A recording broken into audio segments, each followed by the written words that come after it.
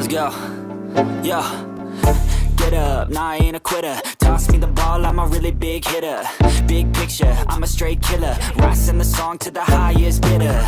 Got juice, got gas, I'ma move fast. New shoes, new tracks, like who's that? I'm new, come back, better than last. Yeah, it's a new me, never gonna look back. Never gonna look back. Cause damn, I was built to last. You move slow and I move fast. And that's facts.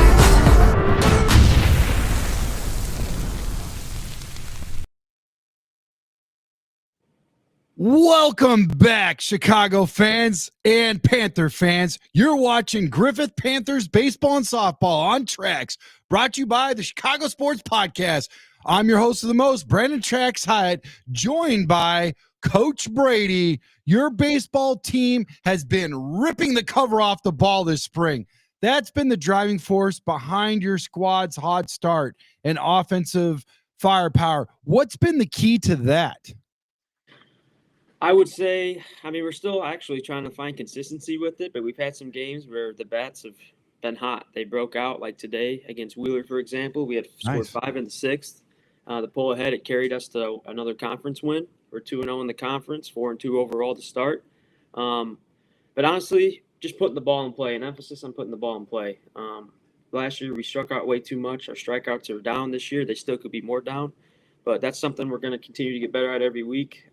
But putting the ball in play and having an approach at the plate, looking to take the opposite field hit when it's there, looking to go the other way, stuff like that. And then being aggressive on the base paths. We got team speed up and down the lineup, and we like to use that to our advantage, even if we have to. And we like to do other stuff too, like small ball. We've bunted a lot. I believe in the bunt. I believe in moving a guy over.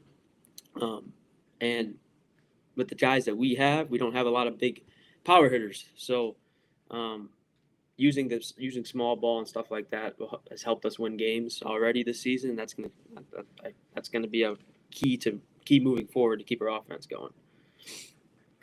Yeah, and how have you managed to make the adjustments and made things better at small ball, all that kind of stuff? What is it actually that you're leaning heavily on in practices? Are you using like data to sharpen your hitters, like numbers? What's your approach to reduce the strikeouts and everything? What are you doing, man? I don't want you to give your 11 herbs and spices before you play TF South or anyone else, but kind of just give us like how you've been able to start off so hot this spring, man. It's been great. Well, just the emphasis on the 2-strike approach. With 2 strikes, I emphasize be tough with 2. Be tough with 2. You'll hear me yelling it in games. So yeah, to the players, they look at me. I tell them, be tough with 2. Be tough with 2. Put the ball in play. Fight. You got to fight every at bat. That's something that this group has bought into to this point. As I said, consistency we need to be more consistent with it. But yeah, it's a lot better than it was last year with 2 strikes. We're battling up there. So that's pretty much the emphasis. Put the ball in play and make the defense execute, put pressure on the defense, especially in the type of conference that we play in. If we do that, we'll be in good shape. That's awesome, man. That's really cool. I'm glad they've bought in, and it sounds like you've got some discipline there, attention to detail, all the good stuff that really makes it, happen. I'm glad they're buying in on it too. Your pitching staff has been stingy with runs allowed. What key adjustments did you make on the mound to tighten up that ERA? Well, we got competitors on the mound. First off, every starter we throw out there, every starter thrown out there this year, they competed. They battle and they fight. They fight on the mound. That's the emphasis for us this year: is we compete and we fight. Senior Jackson Davenport, for example, opening day against Morton at the Steel Yard. He really set the tone for the season. He competed on the mound, had a quality start, struck out 7 in like 4 innings, I believe. And he's our team leader. He set the tone for the year on the mound. Parker Heck, sophomore. Yeah. Shut down Hammond Central. He kept us in the game last night against Lowell. Unfortunately, we fell short. But for the first half of that game, he battled, he competed, and we were in that thing. So, and then Logan Jimenez, for example, he's a junior. He's had 2 appearances. In his 8 innings pitched this year already, he has a 0 ERA. Wow. Yeah, he had a great start against River earlier in the week. He came in relief for Jackson at the Morton game, shut him down. And he's a competitor. He's a true competitor. Him, Jackson, Parker, they all compete. We got Aiden Anthony as well, a senior. got good stuff on the mound. He's going to give everything he has every time he's out there. He's a great kid, and he fights and he competes. And that's what I emphasize to the pitchers. You guys got to compete. You got to have a next pitch mentality. You can't dwell on the last pitch if you don't execute it. Mm. You can't do that. Otherwise, your head gets down, body language gets bad. Other teams see that. So competing on the mound has been the emphasis. I also have two great guys on staff that have been working with our pitchers. Our pitching coach, Paul Lipsky, came over from Wheeler last year. Really has an emphasis on teaching the guys to pitch, to hit spots, to execute pitches, which is something we didn't do well at all last year. So, and then we got Bubba Davenport, who I graduated with in 2019. He pitched at Cal College. He was the ace there his last year. He's got a wealth of pitching knowledge as well. They both kind of work with our pitchers together, and it's been awesome to see the progression of the pitchers, and they're buying into what they're putting down. So I have great staff, and I got competitors on the mound. That's pretty much it when it comes to that. And how has it been beneficial to your coaching staff and your players being, seeing it from a catcher's perspective, because you played catcher, how important is that? I feel like catchers have a really good grasp on the overall, landscape of baseball and all that, seeing, many different angles, not being over and too far in one corner or the next, or, like you really get a good, grasp on things. Do you feel like that's helped you out? Yeah, I work with the catchers, and catchers, they see the whole field. They're leaders of the quarterback, essentially. Yeah. Got to be loud. They got to be vocal. They got to be willing to communicate with their pitchers. Yeah. Not only just the skill stuff, but the kind of intangible stuff when it comes. They got to be a leader back there. Gotcha. So I've been emphasizing that to our catchers, and they work well with our pitchers. They communicate well with them. And as a catcher, you want pitchers on the mound that compete and throw strikes. And when we're doing that, we're in good shape. Catchers have been a big help as well when it comes to that, especially Jackson Davenport. Again, he catches a little bit. He's back there. You can see he's a good communicator. He's a worker back there. So it's been great. It's been great. I mean, catchers and pitchers get along great. Everybody gets along great. That's really important, and that's the key. I mean, that's like the extra sauce there when you get all of the players together on the same page. They're all communicating effectively. And it's important too. I mean, a lot of people overlook that. The communication is key all the way from the players through you and the conduit out to, your assistants and everything. I mean, let's pause right there for a little bit and talk a little bit about that. I mean, a lot of people get into analytics and numbers and all of this, and sometimes we make it a little bit more, than it needs to be. But even if you have all that, I feel like if if you have a lack of communication, if there's a gap somewhere, then it's rough on everybody. Talk a little bit about that, because I feel like you're leaning in a little bit on that communication. Like that's something that you're proud of. You guys are really, working well together. Yeah, but then again, there needs to be more consistency in that as well. We've had our problems with communication so far this year already, but it's an emphasis. We want the catchers and the pitchers to go talk to our pitching coaches every inning and communicate and work together and come out with a plan of attack for the next inning. Yeah. That communication is important in the dugout, 100%. Yeah. Last year, I think we could have done a little bit better job with that stuff, communicating between innings, pitcher, catcher, pitching coach, whatever. And this year, we have that great communication. I think it's really helped the pitchers, and it's helped us have some success and a bunch of quality starts early. What is it have you done to help, change that, to make, the communication better this year?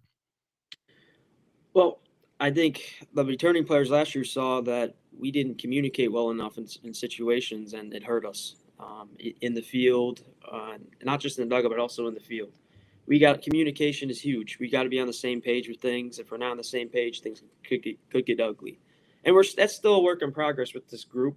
They're learning how to communicate with the different situations in the field and Catchers are learning how to talk to pitchers, pitchers learning how to talk to catchers and talk to their pitching coaches and stuff like that. It's a work in progress. Yeah. For sure. We need to keep getting better at it, but it's been better. It's been better this year. It'll continue to get better every week. And I think also too, it's worth noting that in game, changes when you see there's the lack of communication or something that's, you start to see that those gaps there, that you address it now and not let it linger and go into the next game or the next game. And sometimes that can be the difference of, playing a good hard fought game and getting those dubs, or just, playing a really tight game where it's competitive and, building off of that, because you could still lose a lot in translation if it's not, passed down and talked about and all that kind of stuff. We've definitely seen that. Yeah. We've had our fair share of communication gaps this year, and it's hurt us in games, Gotcha. especially in our 2 losses. Yeah. We didn't communicate well enough on certain things, and the other team got momentum. Once you get momentum, you can't get momentum by giving free runners just because of lack of communication in the field. So that's something we're still trying to get better at, but it's been better. It's been better. It's getting better. And I like how much, as good as you guys have been, you still show that there is plenty of, room to improve. And that's great. And, there's an old saying, defense wins championships. Defense wins championships. How have you drilled those fundamentals and positioned your fielders to cut down opponents' run expectancy? Like what is it that you're doing over there? Well, we have a great infield coach. He's my head varsity assistant. He was on staff last year, Elias Caraballo. He's a great teacher, one-on-one teacher, when it comes to working with our infielders. He's done a great job with that. Our infield is a strength for us defensively, and that's a big credit to him. He works with them every day. And drilling fundamentals in their head, teaching them the game. Teaching them the game, teaching their baseball IQ, getting their baseball IQs better. So it's been awesome to see the progression of some of our infielders from last year to the off season to the beginning of this season, and it's just going to keep getting better. Like, this is a team that's going to keep getting better every week. That's just what it's going to be, because I've seen it and it's already happened. Right. And in the outfield, we got work to do out there still, but there's a lot of potential out there. We just got to keep grinding away at it and getting better. That's awesome. Now let's get into the rivalry games, man. We all love the rivalry games, diehard Bears fan. You got the Packers, Cubs versus Sox, Crosstown Classic. Now you guys are coming up against TF South, Griffith, former head coaches over there. They're right around the corner, man, these rivalry games. What message are you sending your players to keep this momentum rolling against the rivalry games? Well, we got to fight for a whole 7 innings. And against some of the better teams we've played so far, we've been a good 4-inning team, and then we kind of fade. Okay, one mistake, the heads go down. But I've been emphasizing to them, and I've done it all off season, and they're starting to buy into it. Compete. They got to compete. They got to grind. They got to fight, and they got to believe in themselves. So I'm just going to keep preaching those 4 things. You fight to the end, no matter what the score is. Yeah. Foot on the gas the whole way through, all 7 innings. So, so I think all I got to do is keep preaching that. And rivalry games, it's a rivalry game. The kids know what games are rivalry games. They're going to be up for them. Yeah. But we just got to fight and stay focused for a whole 7 innings. No, you know what? And that is a skill, a transitional skill that you can learn, later on in life, as you already know, Coach. I mean, you're not completely removed. You're a coach. You're no longer a player, but you still see it out in everyday life about these things, about fighting through adversity, fighting through traffic or whatever it is, or being sick, or whatever, and it's really cool. And I just want to thank you and commend you for doing, the Lord's work, man, because people that are pouring into our kids out there, they're our future, man. It's great. It's really cool. And I think what's important is for them to understand that this is bigger than the sport itself. This is bigger than the dubs, that we don't need them just to, to meet our accomplishments and our expectations and get our trophies and stuff. And I could already feel that energy off you that you're about, something bigger than that.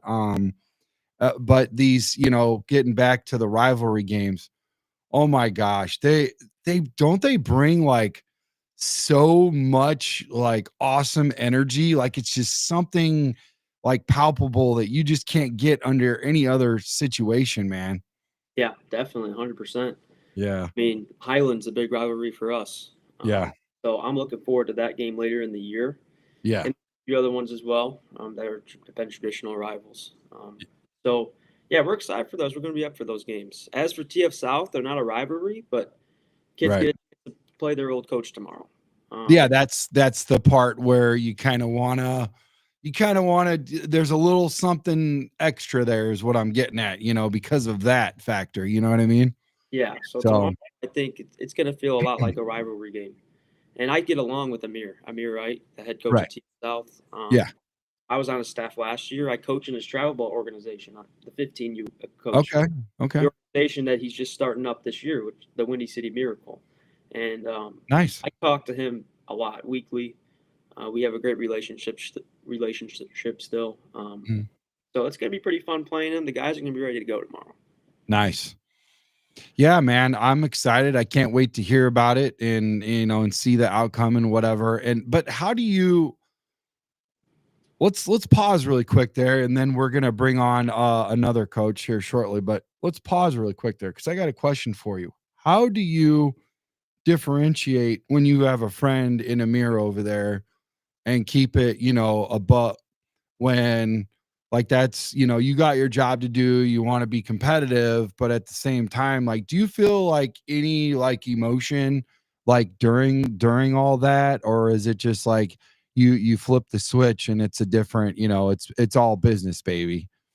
It's all business. I love it. I love it. All business. Yeah. It's all business. Yep. The personal stuff goes to the side. We got to come out and play baseball. So Yeah. competitive baseball for 7 innings. It's Yep. business. Love it. Business. So, hey, shout out to Bridges Scoreboard. They gave me this flag up here. You, my friend, will be meeting me next Friday. We'll be up there at 6:30, and we are gonna. Why don't you tell us who I will have the pleasure of interviewing? Not only yourself, but who else will be in the building that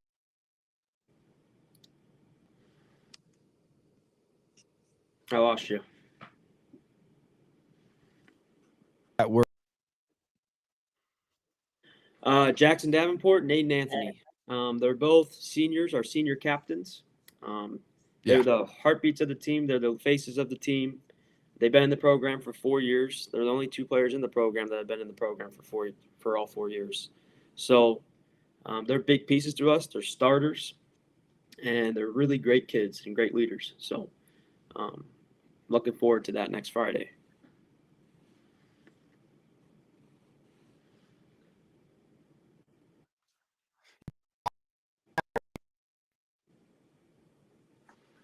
You're breaking up a little bit.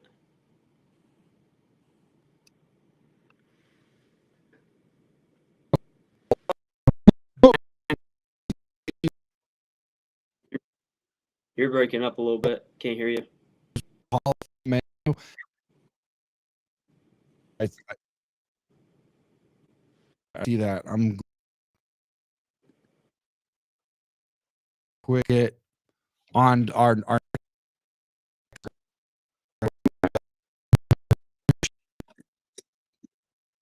the Griffith High School.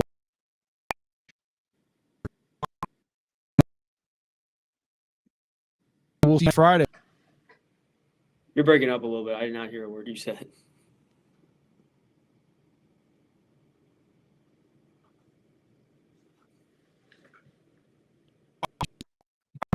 Thank you so much for showing up, and I'm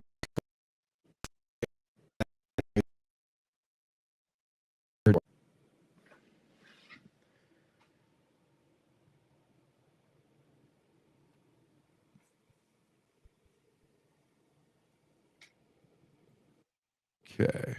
I can't hear you.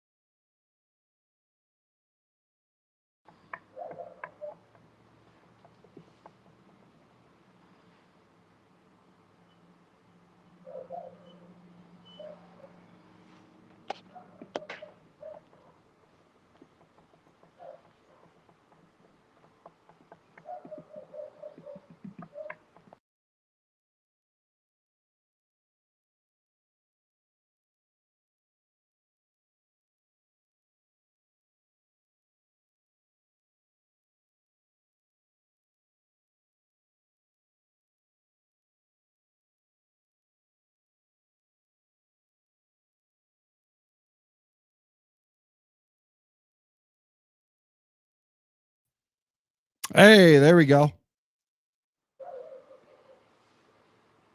Kevin, I'm back. Can you hear me? Yeah, I hear you. Oh my gosh. Wow, that's crazy. I got probably 2 kids right now. They're on their devices and there's a lot going on over here. So I'm pretty sure I just got kicked off. So that was great. But yeah, it's the same world I live in. So yeah, exactly. It's all good. So all right, give me one moment. I'm going to switch over the backdrop for you. I'm going to put up the softball flag. Give me 1 second, Kevin.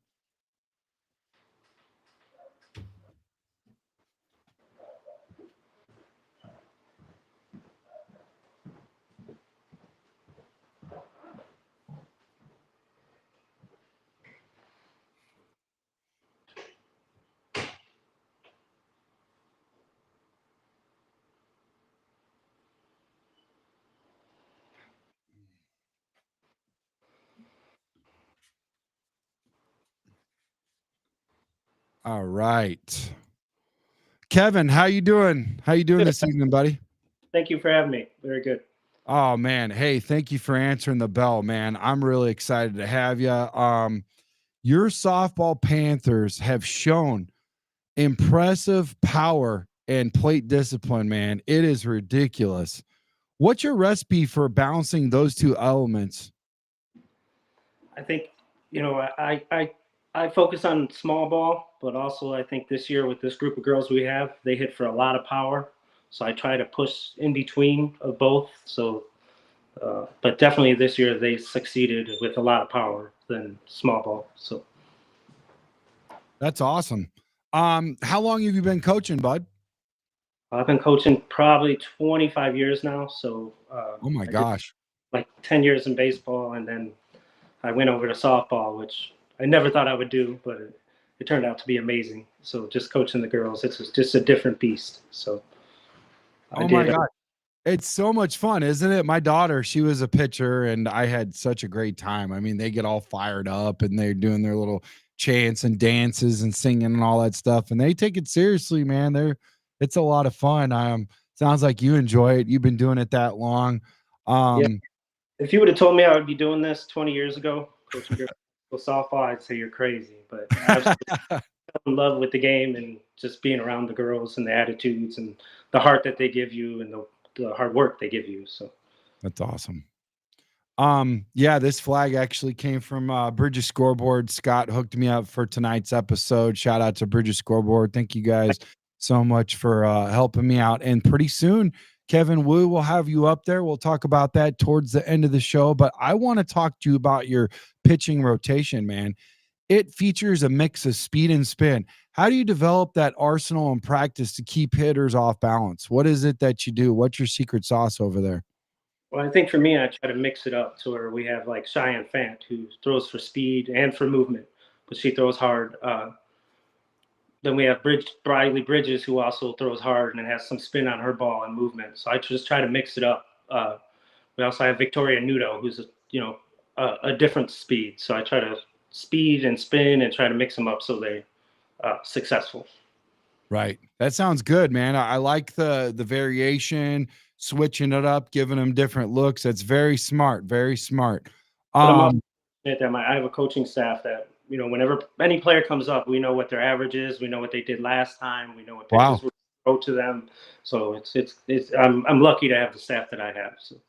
That's great to have that recall and to have, very different a variety of people that help you out. It takes so many people on deck in order to be efficient, and it's hard to remember everything. You just simply can't do it yourself. And I love your humble approach and giving them, their flowers on what they're doing and helping you out and all that good stuff. But on defense, your squad's turning more double plays than ever. What drills or techniques have you emphasized to build that infield chemistry? What is it that you guys are doing over there?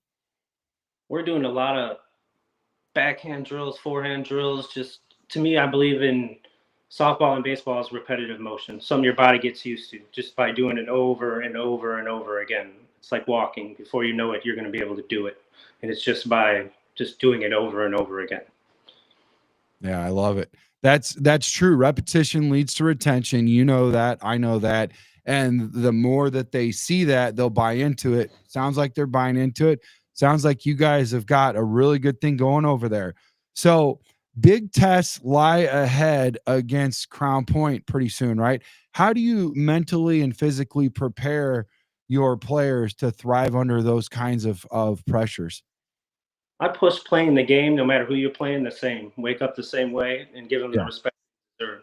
I don't walk in there thinking, oh, they're going to beat us, or I don't walk in thinking we're going to beat them. We just have to do our game and stick with it at all times. So Wow. that's what I prefer. So Just keep it really relaxed, keep it simple, focus on what's ahead of you, not what's behind you, not what's in front of you. That's Yeah. great, man. I love that approach for sure, man. So I'm excited about being able to work with you in the near future and a couple of your key players that you mentioned the other day. Have you talked to them yet, or your faculty or anybody, and kind of let them yeah, know what's going on here? yeah, they're definitely interested, and the girls are excited, so they're looking forward to it. So I just figured something out. All I have to do in my studio is run my hotspot, and we won't have any issues with the internet because, like I said, I got the other kids that are, you know, that are in the other, the other area with all the PDAs and stuff on. So we're good. But over at Bridges, they got good quality, solid internet. I've never had an issue up there. So it's going to be a lot of fun. And hopefully we can get that schedule locked in between you and me here in the near future, on a Friday night. It'll be a lot of fun, I think. yeah, I'm looking forward to it. We play Highland this Friday at 7, so it's gonna be rough for us. Yeah. After that, I think we're open. Okay. But yeah, the girls are excited, and this group I have now, we have no seniors. We're all freshmen, juniors, sophomores, so they're a young team. But that comes with good things because this team's prepared. They work hard outside and inside.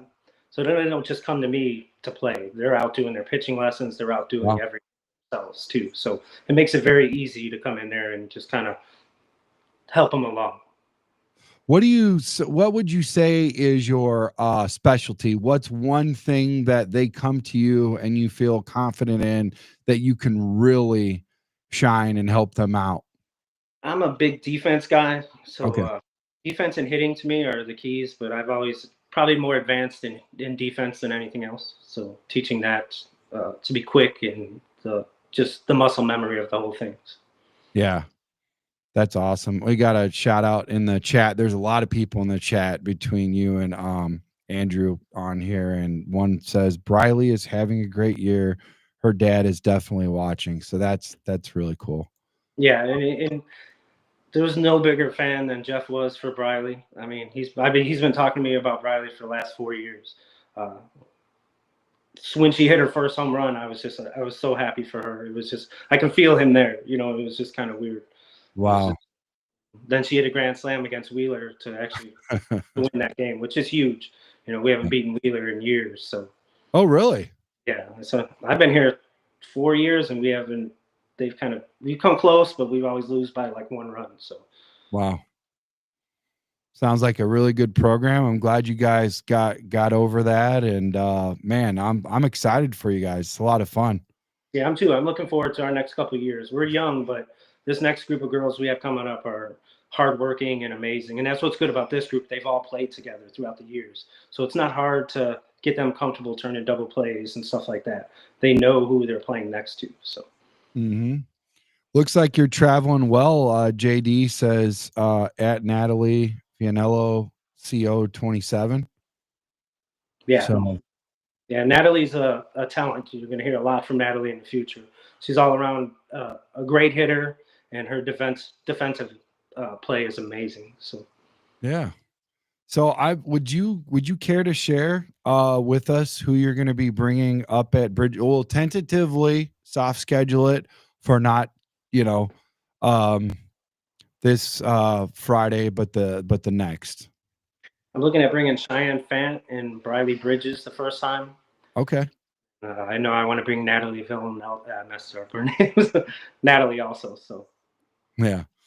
That's cool. So we'll look forward to that also. We'll keep it going. You know, how you doing? Keep it moving, bring more in, and I'll lean on you and your faculty, your staff, as to, you know, the ones to bring in. And I know Bridges Scoreboard, Scott Bridges is excited about it. Everybody's been talking about it since you and I got together, and also you know, Andrew and whatnot. So yeah, man, I'm excited for everything. Now, I got a quick question for you. I wonder if, let me see, hold on. Is he still in the building? He definitely is. Good. I want to bring both you guys on because that pretty much concludes our interview. I just want to ask you some MLB questions, you know. So let's get into it, guys. Let's talk about the Cubs and Sox corner. Let's pivot to Chicago. What's your take on how we'll start off, you know, now that you're back in here and we got a good solid connection, and I feel like I robbed you of a couple solid minutes, Andrew. So we'll start off with this.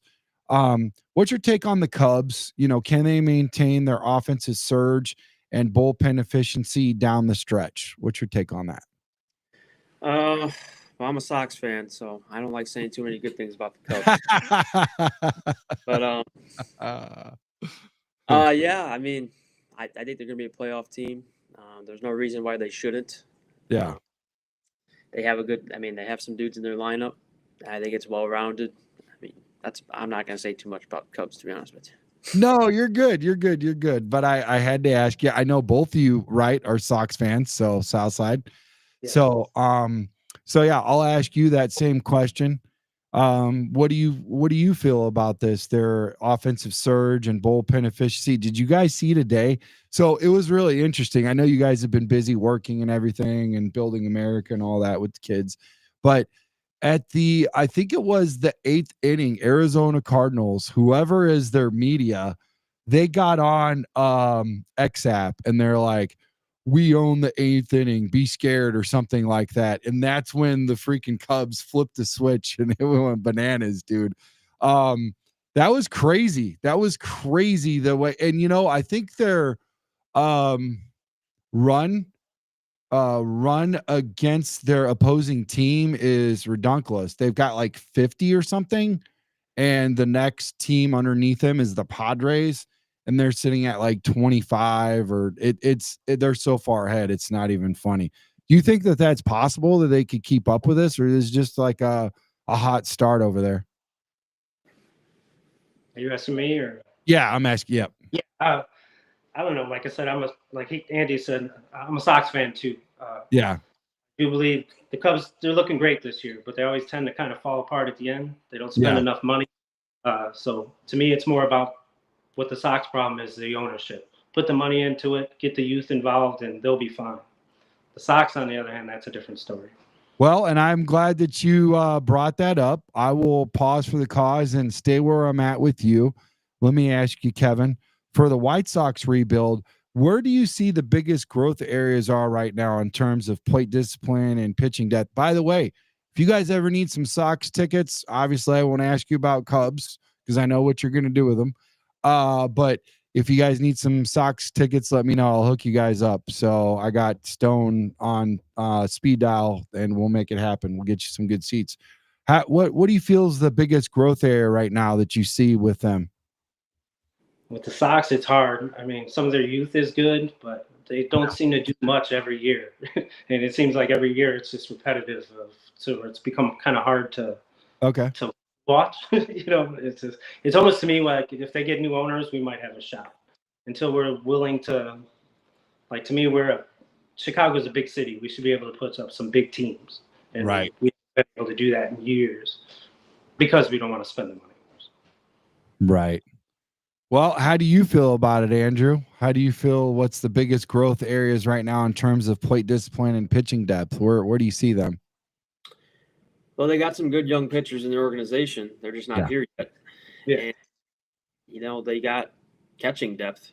They got a bunch of catchers. I don't know what they're going to do with any of these guys. They play one pitch to them. You need two probably on the big league. You need two on the big league roster, but they got like four of them in the organization. I really don't know what they're doing, to be honest with you. It's the same cycle it's the same cycle. They're in a repetitive cycle, and like Kevin said, ownership. I mean, that's the common theme here. Ownership. That's all. It's a mess. I'm not happy with it. I barely had time to watch games this year, and even if I did have time, they disgust me. So, I'm hoping they get it. They right the ship. I'm hoping that these prospects come up. They spend some money. Yeah. And we're a Chicago team, like you guys were saying. So there's no reason why we shouldn't be competitive. Instead, we're the laughing stock of the MLB, and there's no reason for that. But you know what though? And I'm not saying that you're wrong, because obviously you got a better pulse on them than I do.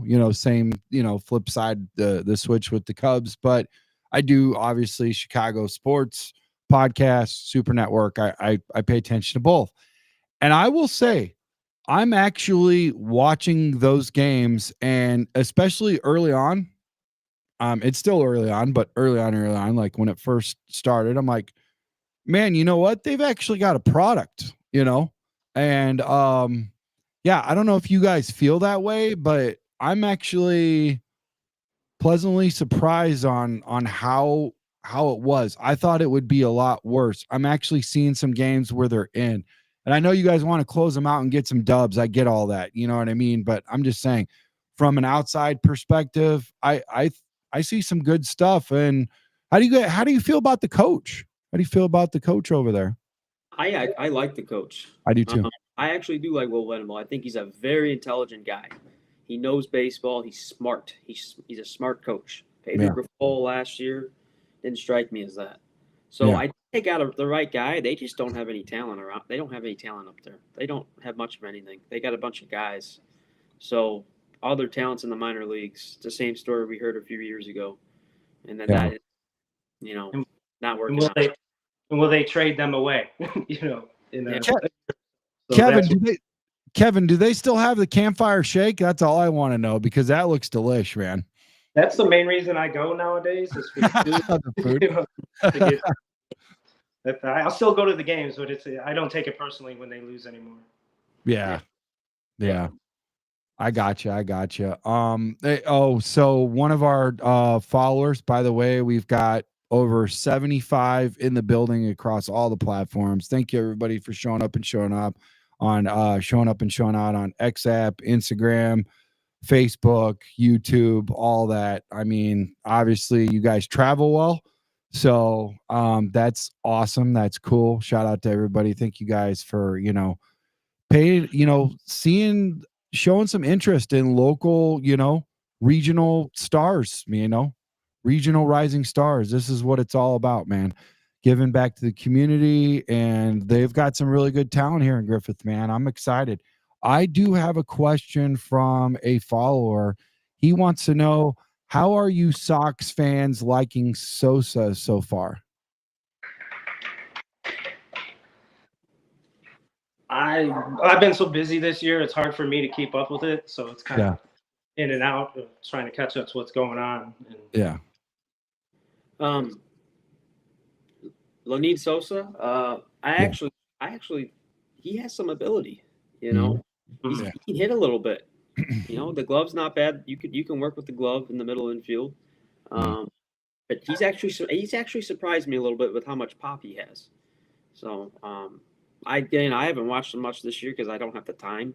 I've caught a couple games on weekends, but I don't mind him. And he's still young. He's still developing, but he's got some power. So I mean, he's not a bad piece. They have far worse pieces on that roster than him. Listen, I don't know if like the superintendent of Griffith High School is like watching right now, but you guys are showing that you're going all out this year and not really being able to even enjoy or watch much MLB baseball. And that is refreshing to hear, because that means you guys are doing your jobs, so that's really cool. Shout out to you guys, man, for sure. That shows a lot. So, hey guys, I'm excited. I can't wait to see you next week so we can cook, Andrew, and it won't be long. Kevin will be right behind. And you guys got any parting words for all the people out there that are watching you?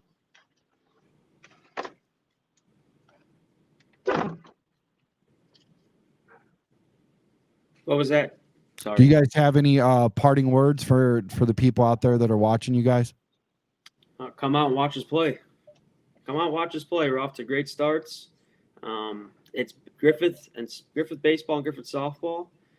It's a great atmosphere when the stands are packed. It's a great atmosphere. One of the best in the region, I think. I've grown up going to games. I played here. I went to my share of softball games in high school, and when the stands are packed for both, that's awesome. Especially when they play on the same night. The atmosphere at Griffith High School is unlike any other, in my opinion. So come out and watch us play. It just helps us. Yeah, that's awesome.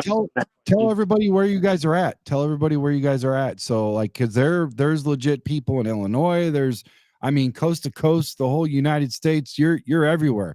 I got some people in India. They're wondering where the hell India is at, or where Griffith is at, dude. Maybe they'll hop on a plane and come see you guys. You never know. I got a guy named Scottish Bear that watches us. A dude from Australia. You never know who's gonna pull up and come watch you guys. Tell them where you guys are located. We're in Griffith, Indiana. So for me, it's one of the small towns left in Northwest Indiana. It's where there's only a couple stoplights. Everybody knows everybody, good and bad. So I do like the town. It's a great place to live. So. Heck yeah. What about you, Kevin? You got any parting words, brother? That was me. I'm sorry. Yeah. No, you're good. Andrew. Yeah, well, I said come on and watch us play. I said that part. Yeah. That was my parting words. Okay. All right, guys. Well, hey, you guys have a good night and good luck to your future games, and tell everybody we said hello, and until next time, you guys have a good night, okay? You too. Thank you very much. Thank you very much. Oh, no problem. Until next time, guys. Sounds good. All right.